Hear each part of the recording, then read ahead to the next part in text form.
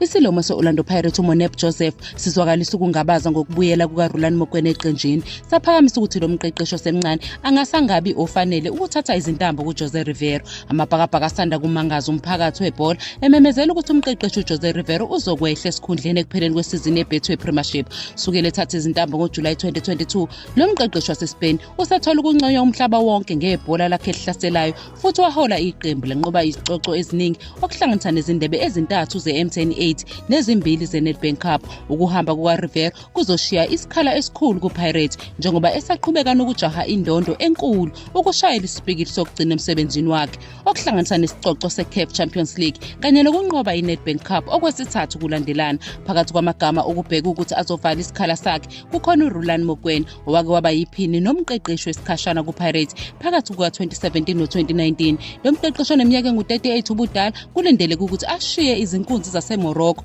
iWydad Casablanca ekupheleni kwesizini nokuzokwenza ukuthi akwazi ukuthatha izintambo kuPirates. Nokho Joseph ukholwa ukuthi ukubuya kukaMokwena kungase kungahambi kahle kuPirates ecaphuna okwenzeka ngesikhathi uMokwena esaphethe leli qembu. uJoseph uveze izinkinga nokushuba kwesimo okwavela ngaleso sikhathi. Uveze ukuthi isikhathi sikaMokwena kumabhakabhaka sikhombise ukungezwani nokungagculiseki kubalandeli, ephakamisa ukuthi ukubuya kwayengumsizi kungase kuvuselele lezo zinselelo kunokuthi kuveze ukuqala kabusha. Nakuba uMokwena esalokhu ehlonishwe ebholeni laseNingizimu Afrika, ukungabaza kukaJoseph kugcizelela isinqumo esinzima iPirates esibhekene naso sokukhetha ozongena ezicathulweni zikaRiveiro, umqeqeshi olethe uzinzo, impumelelo kanye nendlela yokudlala ehlukile eqenjini.